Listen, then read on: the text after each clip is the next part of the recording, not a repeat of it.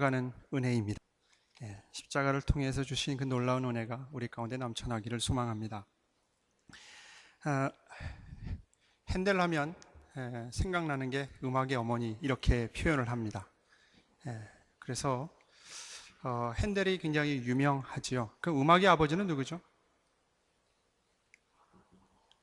바하이고 바흐라고도 하죠. 요즘은. 같은 시대에 태어났습니다. 같은 나라에서 태어났는데 삶은 많이 달랐던 사람이죠. 바하는 궁중음악가인 아버지 밑에서 자랐고 태어나서 자랐고, 핸델은 외과 의사인 아버지 밑에서 자랐습니다. 우리에게 이제 많이 알려진 핸델에 대해서 잠깐 좀 생각을 해보려고 합니다. 핸델에게 있어서 가장 유명한 곡이 오라토리오 메시아이죠. 메시아가 굉장히 우리에게 유명합니다. 그 핸델이 이 메시아를 만들 당시는 원래 이제 핸델이 그 사업가적인 기질이 있습니다. 원래 음악을 하려고 그랬는데 아버지가 막아가지고 법대 가야 된다. 그러다가 이제 법과를 가다가 때려치웠죠. 그리고 나서는 이제 음악을 했습니다. 근데 굉장히 사업 수단이 강해서 바흐는 궁중음악과 전통적인 신앙과 어떤 그 음악 그 연구 이쪽이라고 하면 핸델은 좀 대중음악적으로 많이 갔습니다. 그래서 그 당시에 핸델은 상당히 인기가 있었고 사람들이 모이는 콘서트를 잘 이렇게 오거나이즈 해가지고 음악을 이렇게 소개하는 일들을 했습니다. 바하는 거의 묻혀 있었죠. 바하이 이렇게 세상에 알려진 것은 그 한 죽은 다음에 한 100여 년 뒤에 멘델스존에 의해서 다시 재발견되어져서 바하 음악이 이렇게 세상에 알려지게 되어졌고, 당시에는 거의 알려지지 않았습니다. 바하는 좀 이렇게 한 동네에서 조용히 살았던 사람이라고 하면 핸델은 여기저기 막 다녔던, 휘젓고 다녔던 사람입니다. 이게 잘 나가다가 핸델이 음악적 새로운 세계를 추구하다가 쫄딱 망했습니다. 경제적으로도 많은 손실이 가져왔었고, 그 다음에 그 몸도 많이 안 좋았습니다. 거동까지 불편할 시기까지 갔던 그 시기, 그러한 시기에 그 자선음악 단체인 피라모니 협회로부터 좀 메시아라고 하는 곡을 써달라고 부탁이 왔습니다. 고민하다가 지금 이 상황에서 벗어나고 싶기도 하고 여러 가지 상황 속에서 그 곡을 쓰기로 하죠. 그래서 24일 만에 이 곡을 완성하게 됩니다. 이 엄청난 핸델의 메시아 곡을 연주하면 한 2시간 반 정도 되나요? 오케스트라하고 합창하고 엄청난 이 대곡을 24일 만에 완성을 합니다. 그 완성 한 곡 한 곡 완성해 가면서 핸델은 뭐라 할까요? 한 곡 마치면서 감격하고 마음속에 이렇게 넘쳐나고, 그래서 끝나고 또 한 곡 마치고 그래가지고 집중적으로 24일 만에 이 핸델의 메시아를 만들었다고 합니다. 이 곡은 총 3부로 진행되는데 1부는 예언과 그 다음에 탄생, 그 다음에 2부는 순환과 속죄, 3부는 부활과 영생, 이렇게 연결이 되어지는 3부로 된 곡입니다. 한국은 주로 이제 53곡으로 번역이 되어 있고 번호 숫자를 미쳐서, 이 외국에는 보통 한 52곡인가 이렇게 되어 있습니다. 그 곡을 타이틀 붙이는 것 때문에 약간 차이가 있는데요. 이 2부의 마지막 곡은 우리가 잘 알려진 할렐루야 곡입니다. 할렐루야. 그래서 메시아 연주에 이제 연말이 되어지면 많이 하게 되어지는데, 원해서 가기보다는 초청장 받고 가기도 하고 누가 하니까 떠밀려서 가는 게 이제 주로 한국 사람들의 수준이죠. 이제 가가지고 메시아 연주하면 이 할렐루야 하면 알죠. 다른 곡은 잘 몰라도 할렐루야가 나오면 알죠. 그리고 옆에서 일어나니까 같이 일어나 주거든요.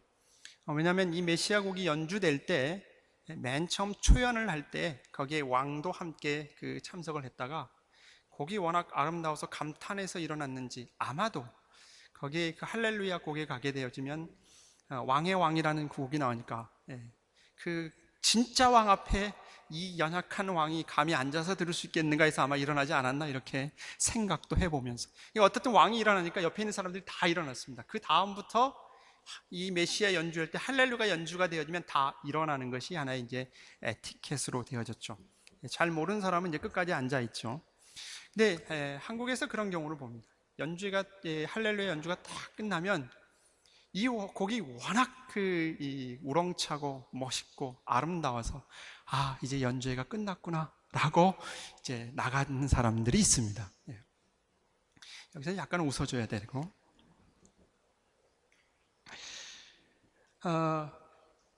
이 할렐루야가 이 메시아의 가장 클라이막스 곡으로 우리가 인식되어지는 것이 사실 그런 면이 있습니다. 그래서 이 곡이 워낙 유명하다 보니까 선전에도 사용하기도 하고, 꼭 신앙인 아닌 사람도 이 곡을 음악적 그 완성도에 있어서 굉장히 아름다운 곡으로 치부하기도 합니다.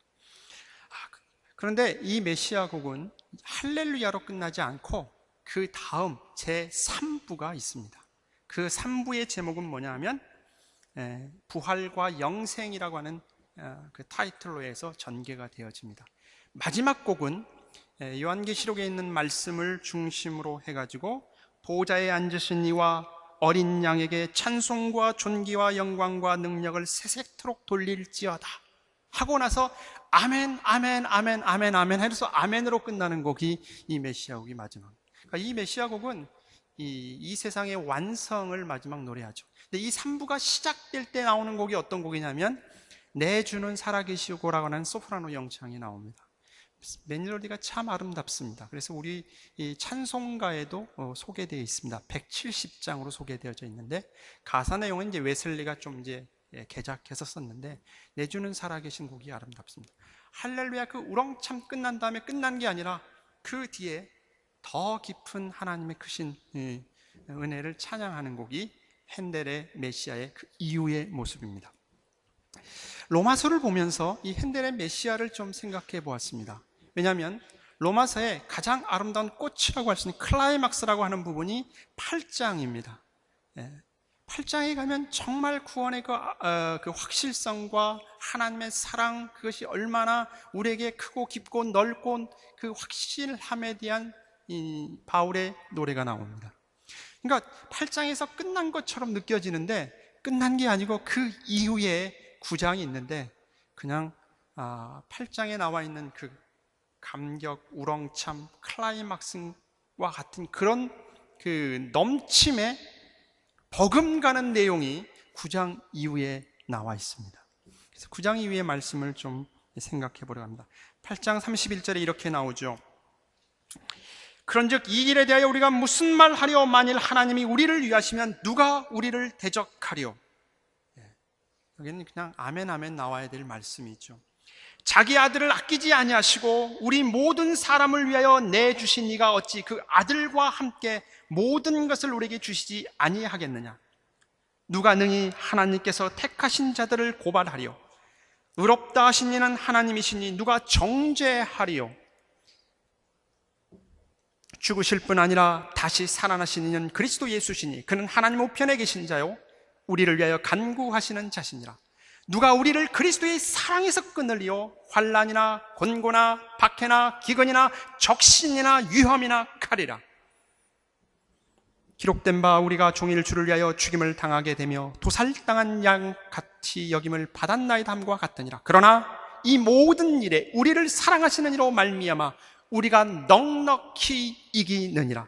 내가 확신하노니 사망이나 생명이나 천사들이나 권세자들이나 현재일이나 장래일이나 능력이나 높음이나 깊음이나 다른 어떤 피조물이라도 우리를 우리 주 예수 그리스도 안에 있는 하나님의 사랑에서 끊을 수 없으리라. 얼마나 멋있습니까? 우리가 그 안에 있다라는 거죠. 그런데 9장으로 넘어오게 되어지면 이보다 더 큰 비밀을 우리에게 가르쳐주고 있습니다. 그 부분에 대해서 오늘 잠깐 생각해 보려고 합니다. 9장부터 11장까지 내용을 해석하는 데는 여러 가지 논란이 있습니다. 어려운 부분도 있습니다. 그래서 오류도 많습니다. 특별히 세대주의적 관점으로 성경을 보고 해석하는 사람들에게 대해서는 이 9장에서부터 11장까지의 말씀을 어떻게 이해를 하냐 하면 이스라엘의 미래의 예언에 대한 말씀으로 이해를 합니다. 그래서 하나님께서 이스라엘을 통해서 일해 오시다가 이스라엘이 자기의 역할을 잘 하지 못해서 하나님이 이스라엘을 버립니다. 그리고 임시 방편으로 교회를 선택합니다. 교회를 선택해서 교회를 통해서 하나님의 일을 진행해 가다가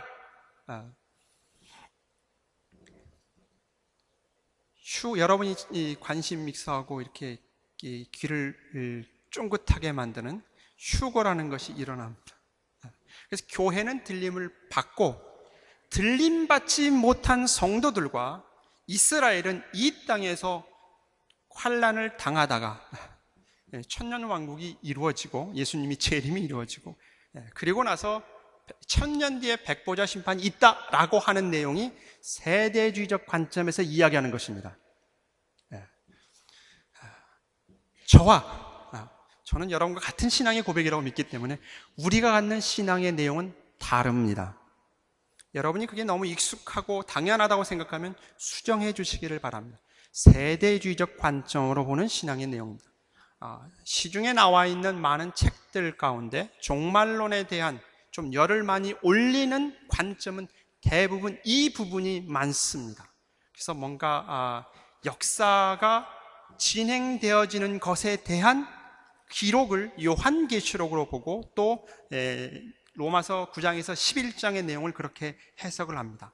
그래서 요한계시록도 미리 쓴 역사를 요한계시록을 통해서 보기 때문에 계시록을 정확히 해석만 한다면 인류의 역사를 미리 쓸 수 있을 것이라는 생각 속에서 성경을 바라보는 겁니다. 그래서 예언적 차원으로 바라보는데 그것은 올바른 해석이 아닙니다. 오류가 많습니다. 그래서 그것을 뭐라면 천년 왕국에 대한 것을 믿는데 천년 왕국이 이루어지기 전에 휴거가 있고 재림이 있다라고 믿는 신앙입니다. 물론 이 천년 왕국설도 전천년설이라 그래서 천년 왕국이 일어나기 전에 휴거가 있고 재림이 있다라고 믿는 신앙에서 전천년설 그럽니다. 거긴 두 종류가 있습니다. 역사적 전천년설과 세대주의자 전천년설인데 이렇게 되어지면 성경을 바라보는 데 있어서 심각한 오류가 생깁니다. 그러니까 우리가 믿는 신앙은 그렇게 믿지 않습니다. 예수님이 첫 번째 오시고 마지막 재림으로써 모든 것들이 다 이루어집니다. 예수님의 재림과 더불어서 흔히 말하는 그러니까 휴거라고 하는 개념이 들림을 받는 쪽으로 자꾸 생각을 하는데 그게 아니고 예수님께서 이 땅에 오신다고 하는 개념으로 성경을 이야기하고 있습니다. 그래서 여러분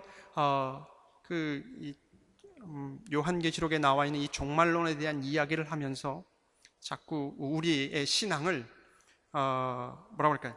하나님의 일하심과 역사하심 쪽에서 바라보는 시각보다는 자꾸 뭔가 대결을 해가면서 위협하고 한쪽 코너로 몰아가는 신앙의 형태는 조심해야 됩니다.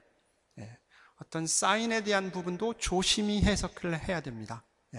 성경에 대한 부분, 물론 이 견해 차이가 있습니다만은 개혁주의 신앙 속에서는 그렇게 얘기 않고 천년 왕국이라고 하는 것이 천년 동안 이루어진다는 그런 개념이 아니고 예수 그리스도의 초림과 재림 사이에는 이 과정이라고 보는 겁니다. 그래서 무천년설이라니까 천년이 없다라고 하니까 오해가 생기니까 말을 바꾸자. 그래서 친천년설 이런 얘기도 나오는데 그건 좀 복잡하니까 빼버리고 우리가 믿는 신앙은 예수님의 초림과 재림밖에 없습니다. 그리고 재림으로 인하여서 모든 믿는 자에게는 구원이고 믿지 않는 자에게는 심판이고 그리고 모든 것들이 단번에 일어납니다. 그래서 우리는 재림을 기다리는 겁니다. 그리고 우리의 신앙은 재림을 기다리는 건 좋은데 세대주의적 관점으로 성경을 바라보면서 재림에 대한 경광심과 더불어서 사단의 역사 일하심 자꾸 한쪽으로 코너로 몰아가는 신앙의 모습은 좀 달리 보셔야 됩니다. 왜 중요하냐면 하나님의 일하심과 역사하심을 이렇게 작게 볼 수밖에 없기 때문에 그렇습니다. 그 시각으로 가게 되어집니다. 그래서 내가 뭔가를 해야 되는 쪽으로 자꾸 가다 보니까 오늘 내게 주어진 예수 그리스도를 통해서 이루신 구원과 하나님의 일하심과 하나님의 완성에 대한 부분 가운데 오늘 하루 내게 주어진 믿음으로서의 삶을 살아가는 그 충실한 삶을 버리게 되어집니다.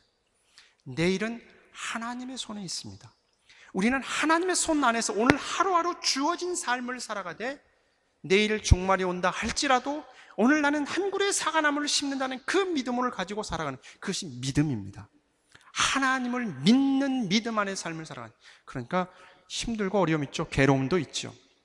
세상을 바라볼 수 있는 분별력도 필요합니다. 자, 그러한 내용인데 이 9장과 10절에서는 어떤 부분이 제기되어지냐 하면 이런 부분입니다. 8장에서 하나님의 구원이 결코 취소되거나 선택될 수 없다고 하면 구약의 이스라엘 백성들은 어떻게 될 거냐라는 게 질문으로 나옵니다.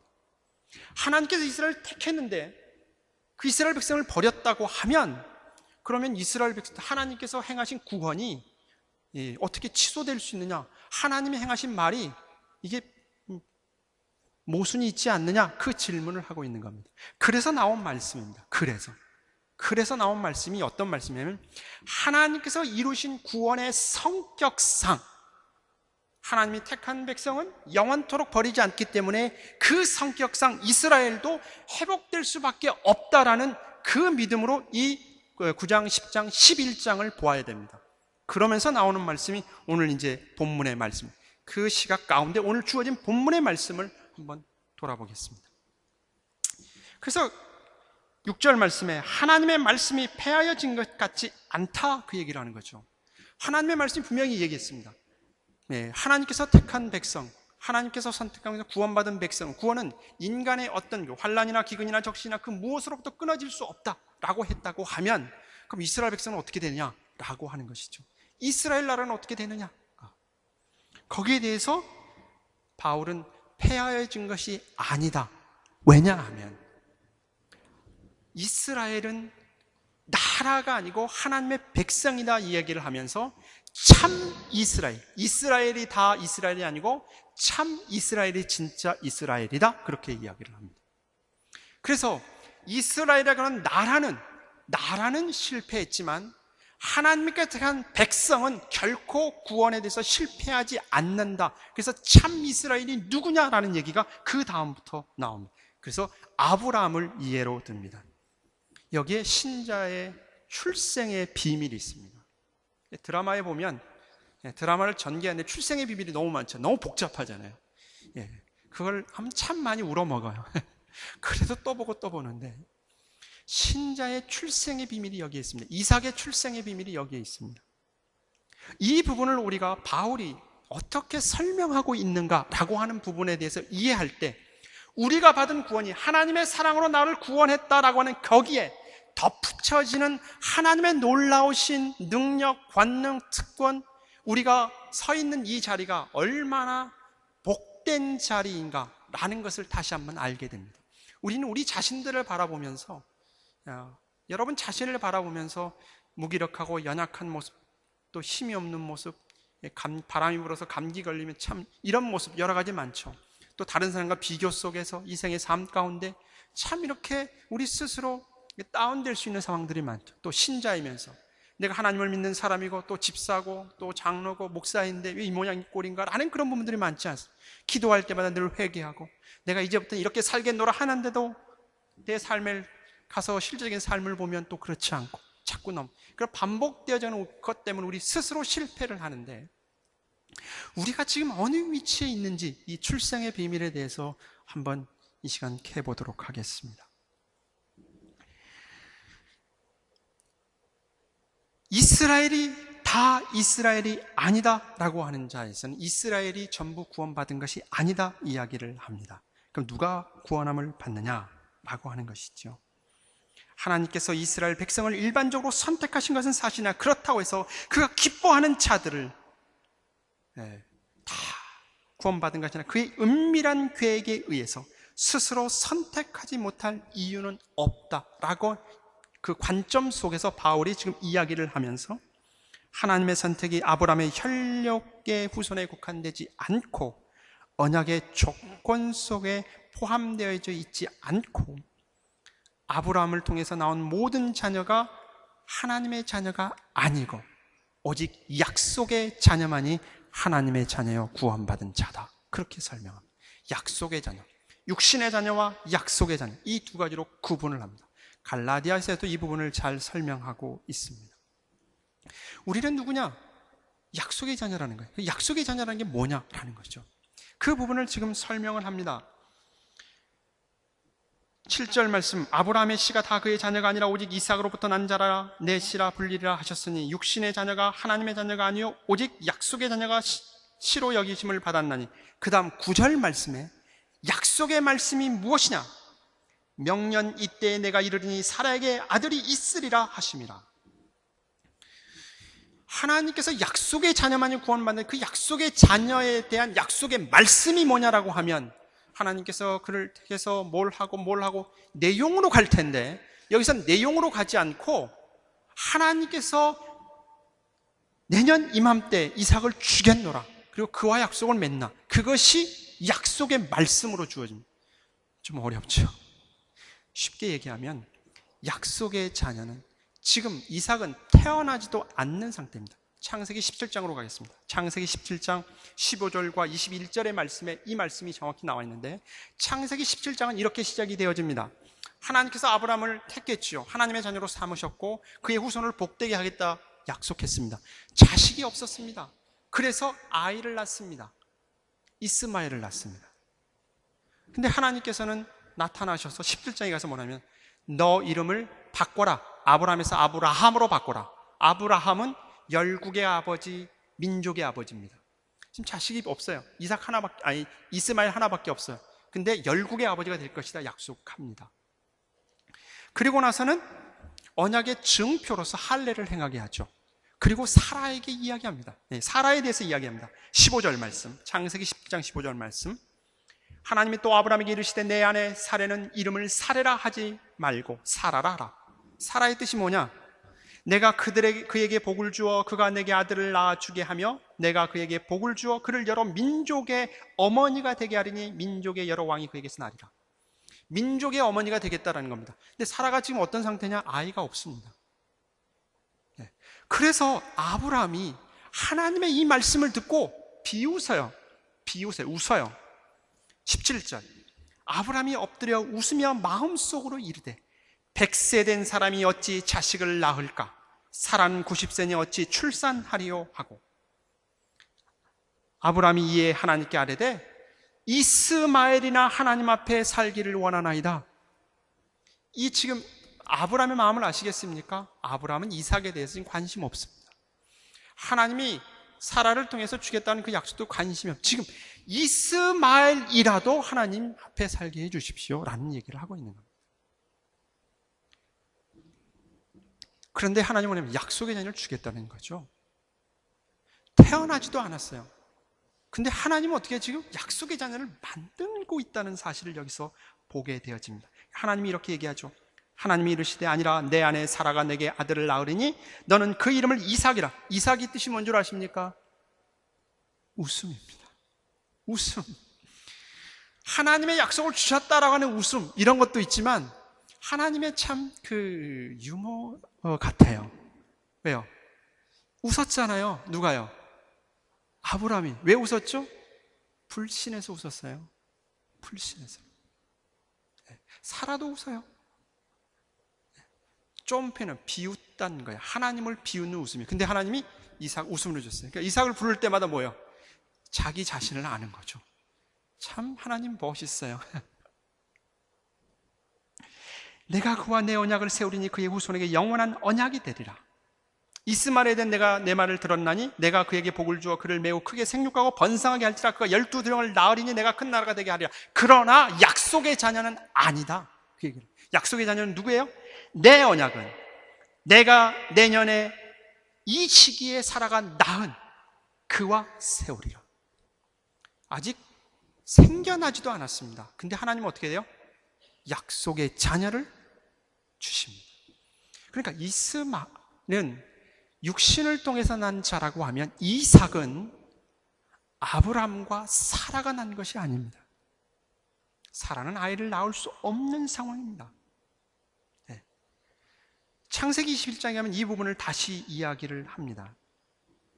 왜냐하면 아이가 태어난 다음에 이스마엘과 그 다음에 이삭과 이렇게 싸우는 장면이 나와서 내쫓기는 장면 속에서 하나님은 동일하게 이야기를 하죠. 창세기 21장 11절, 아브라함이 그의 아들로 말미암아 그 일에 매우 근심이 되었더라. 이스마엘을 쫓겨낸 데 근심이 있었어요. 그러니까 아브라함조차도 아직 약속의 자녀에 대한 하나님의 깊으신 뜻을 모르고 있는 상태라는 것을 우리가 알 수 있습니다. 하나님이 아브라함에게 이르시되 내 아이나 내 여종으로 말미암아 근심하지 말고 사라가 내게 이런 말을 다 들으라. 이삭에게서 나는 자라야 넷이라 부를 것이니라. 그러나 여종의 아들도 넷이니 내가 그로 한 민족을 이루게 하리라. 여전히 아브라함의 시입니다. 한 민족을 이룰 겁니다. 그러나 약속의 자녀가 아니고 구원의 자녀가 아니고 하늘의 기업을 받은 자가 아니다. 그렇게 말씀합니다. 이삭만이 그렇다는 거예요. 아브라함조차도 둘을 다 보고 있지만 하나님 그렇지 않다라고 하는 것이지요.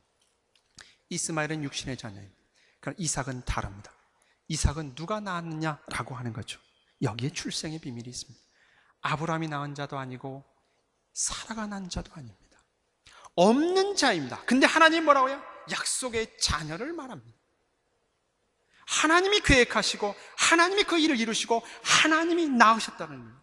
그래서 로마서를 통해서 이 구원의 놀라운 비밀을 설명하고 있는 바울이 이삭이 태어나는 그 모든 구약의 말씀 가운데 어떤 부분을 약속의 말씀으로 증거하냐면 바로 9절에 있는 말씀처럼, 로마서 9장 9절에 있는 말씀처럼, 약속의 말씀은 이것이 명년 이때에 내가 이르리니 사라에게 아들이 있으리라. 그게 약속의 말씀. 하나님이 있으리라. 그 약속의 말씀이에요. 그건 성취됐죠. 이 말이 의미하고 있는 게 무엇이죠? 우리가 받은 구원이라고 하는 것이 무엇이냐는 얘기. 내가 태어나서 살다가 하나님이 나를 긍휼히 여기서 나를 부르셔서 하나님의 자녀 삼아 주셨다. 태어난 가운데 부르셔서 하나님의 자녀 삼았다 라고 생각하기 쉬운데 지금 성경은 그렇게 얘기하고 있지 않다라는 거예요. 뭐예요?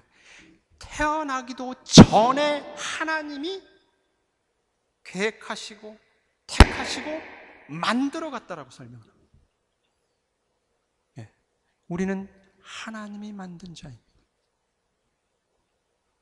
하나님이 만든 자이기 때문에 어디에 있든지 간에 하나님께 찾아오 주셔서 우리를 구원하신다라는 게 성경이 우리에게 얘기하는 구원입니다. 우리가 이해하는 것과는 차원이 다르죠. 예. 엄청난 놀라운 비밀이 여기에 담겨져 있습니다. 성경에서 말하는 구원이 그 구원이고 그 구원을 이루기 위해서 예수님이 이 땅에 오셔서 십자가에 죽으셨습니다.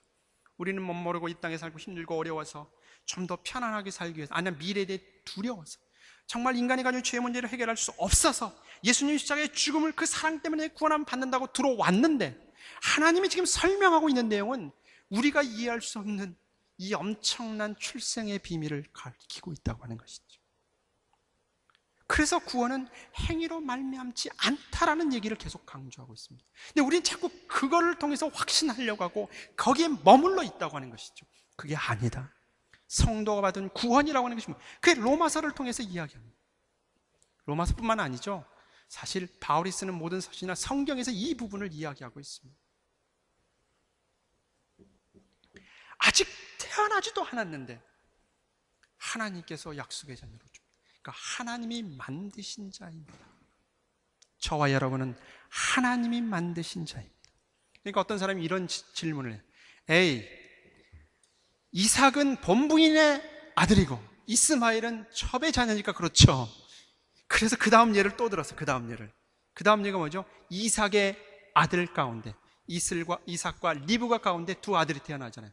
엄마도 같고 아버지도 같아요. 근데 그 두 사람 다가 약속의 자녀로 들어오지 않고 어떻다고요? 한 사람만 들어왔다, 그렇게 얘기하고 있지 않습니까? 결혼을 했는데 아이를 못 낳았어요. 그래서 기도하죠. 그래서 아이를 가져요. 우린 이 말을 어떻게 적용하냐? 아이 낳지 못했으면 기도하세요. 기도 안 해서 그래요. 기도하면 나요. 어디로 가죠? 자꾸 우리의 행위 쪽으로, 기도라고 하는 행위 쪽에 가서 결과를 얻으려고 자꾸 신앙을 그렇게 간다면, 그게 인간의 모습이에요. 연약함이에요. 근데 기도는 그런 의미가 아니에요. 기도는 뭘 의미합니까? 기도는 뭐죠? 인간이 할 수 없어요. 그래서 기도했잖아요. 아이를 줬어요. 누가 하셨다는 뜻이에요? 하나님이 하신, 기도를 통해서 아이를 낳았다는 건 하나님이 행하셨다 그 말이에요. 하나님. 근데 이 아이가 태어나기도 전에 11절 말씀, 그 자식들이 아직 나지도 아니하고 무슨 선이나 악을 행하지 아니할 때에 택하심을 따라 되는 하나님의 뜻이 행위로 말미암지 않고 오직 부르시는 이로 말미암아 서게 하려. 무슨 말입니까? 그 아이가 태어난 것을 보고, 어떤 행위를 보고 하나님이 선택한 게 아니라 나기도 전에 하나님이 선택을 했노라. 하나님의 택하신 뜻을 따라 부르시는 이로 말미암아. 여러분, 구원은 인간의 행위에 있지 않습니다. 인간에게 근거가 있지 않습니다. 바울이 목청껏 지금 설명하고 있는 내용이 이 내용. 누구에게요? 로마 교회 안에 있는 성도들에게 하는 이야기들입니다.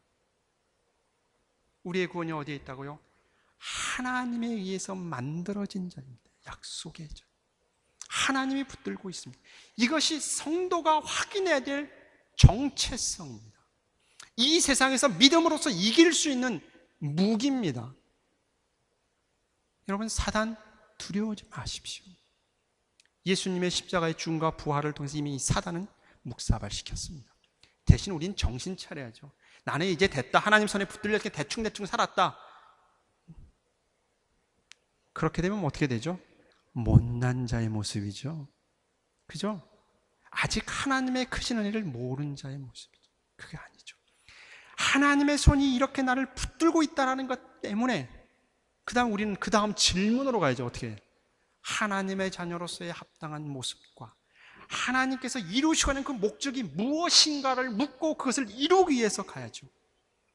근데 우리는 거기로 못 가죠. 거기는 관심이 없어요. 거긴 관심이 없어요.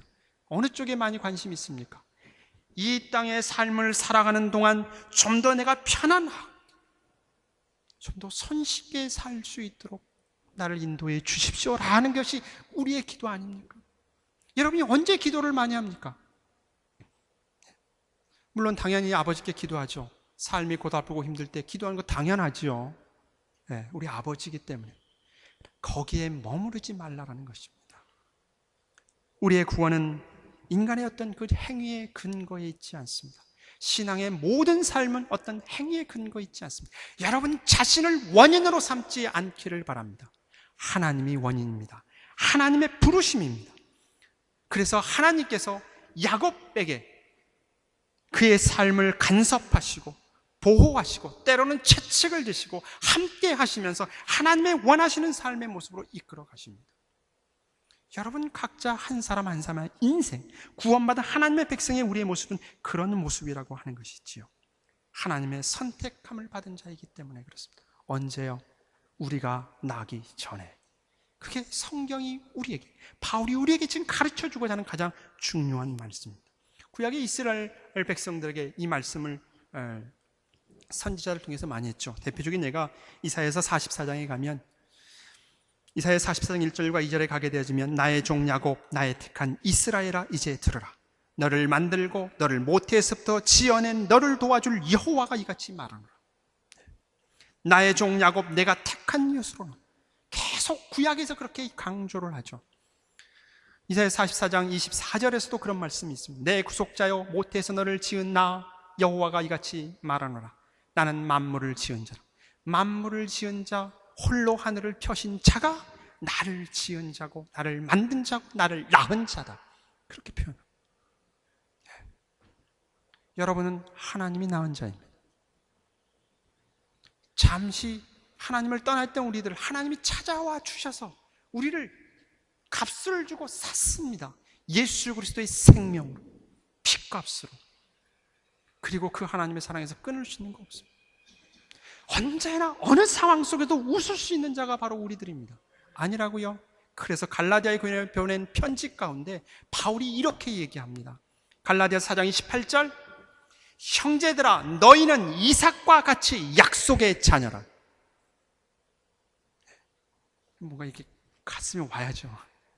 형제들아 너희는 이삭과 같이 약속의 자녀라. 약속의 자녀가 뭐라고요? 하나님이 만든 자라는 겁니다.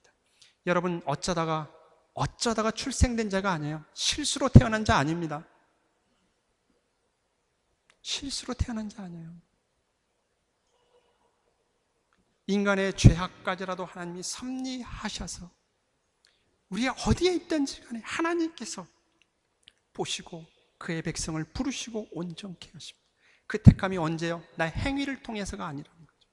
그래서 언제나 우리는 하나님 앞에 쓸 때마다 이 은혜의 감격 가운데 쓰는 거예요. 근데 우리는 자꾸 뭘로 쓰냐? 내가 한 것에 대해서 자꾸 쓰니까 내가 좀 이렇게 잘 못 살았으면 찬송도 힘이 없어지고 기도도 힘이 없어지고 이거 아니에요? 사단은 자꾸 그걸 가지고 우리에게 유혹하는 거예요. 네 꼴이 그 꼴인데 뭘 하나님을 찬양한다. 네 꼴이 그런데 무슨 하나님의 일을 한다고 그래? 이거예요. 아니에요. 우리가 하나님을 찬양할 수 있는 것은 내가 잘나고 뭔가 다른 사람보다 나아서가 아니라 하나님의 영광과 계획과 경륜 속에 하나님의 택한 자녀이기 때문에 내가 찬송하는 거죠. 그래서 우리는 하나님을 찬양하는 거예요. 찬양 좀 힘차게 부르세요. 그러면 그것을 통해서 뭐냐, 내 자신이 확인돼요. 찬송을 안 부르면 안 부를수록 점점점 내 꼴이 우습게 가요. 그러나 이 말씀에 입각해서 내가 하나님을 부를 때 더 제 자신의 확신이 오죠. 내 자신의 확신이 아니라 그 행위가 아니라 그것을 통해서 하나님의 은혜를 더 깊게 깨우친다라는 것이죠. 우리는 하나님이 만드신 자입니다. 구원 하나님이 만드신 겁니다. 하나님이 여러분을 택하시고 미리 계획하시고 그리고 우리를 하나님의 온전한 자리까지 이끌어 가실 것입니다. 여러분, 하나님이 목적하신 바가 무엇인지를 성경을 통해서 배우시고 그 길을 걸어가시기를 바랍니다. 만약 그렇지 않으면 여러분의 부모가 여러분의 자녀를 대하듯이 하나님은 사랑의 매를 드십니다. 사랑의 매를 드십니다. 인간은 사랑의 매를 들지만 거기에 뭐가 들어있냐? 감정이 실어 있어요. 그래서 사랑을 못 느껴요. 언제 느끼느냐? 이 다음에 철들어서 느껴요. 매를 맞으면 나를 미워해서 때렸구나, 나를 다리 밑에서 주워와서 때렸구나, 이렇게 생각을 해요. 철들면 아니구나 깨죠. 그러나 하나님은 우리를 감정으로 대하지 않습니다. 이 영원한 사랑을 통해서 우리를 대하십니다. 그래서 바울이 에베소서에서 이렇게 고백을 합니다. 에베소서 1장 3절 말씀에 가게 돼. 우리의 구원, 하나님의 하나님 되심, 우리가 받은 성도의 자격, 그 모든 것들을 아울러서 이렇게 고백을 하죠. 찬송하리로다 하나님 곧 우리 주 예수 그리스도의 아버지께서 그리스도 안에서 하늘에 속한 모든 신령한 복을 우리에게 주시되 곧 창세전에 그리스도 안에서 우리를 택하사 우리로 사랑 안에서 그 앞에 거룩하고 흠이 없게 하시려고 그 기쁘신 뜻대로 우리를 예정하사 예수 그리스도로 말미암아 자기의 아들들이 되게 하셨으니 이는 그가 사랑하시는 자 안에서 우리에게 거저 주시는 바 그의 은혜의 영광을 찬송하게 하려 하는 것이다. 이게 저와 여러분이 하나님 손에 너무 그림이 크니까 이게 이렇게 되죠. 그러나 성경은 우리에게 그렇게 얘기합니다. 이 자리를 위해서 하나님께서 우리를 구원하셨습니다. 구원은 하나님의 손에 있습니다. 이것이 우리의 감격이요 찬송이요 우리 자신의 정체성입니다. 그래서 우리는 어떤 상황 속에 일어설 수 있습니다. 이제는 하나님의 자녀로 걸맞는 자의 삶을 살아가는 겁니다. 그것이 우리의 소망이 되어지는 겁니다. 그래서 더 이상 우리 눈앞에 보이는 것이 전부가 아닌 것을 알게 되죠. 이 승리를 바라보면서 살죠. 근데 어렵죠. 아직 완성되지 않았기 때문에. 그래서 우리를 서로 위로하고 격려하고 우리의 신앙에 확증시키고 우리를 모아주셨습니다. 이 놀라운 구원의 은총, 영광, 찬송, 우리 꿈이 있는 교회 안에 교회를 통해서 여러분의 삶을 통해서 온전히 표현되어지시기를 바랍니다. 기도하겠습니다.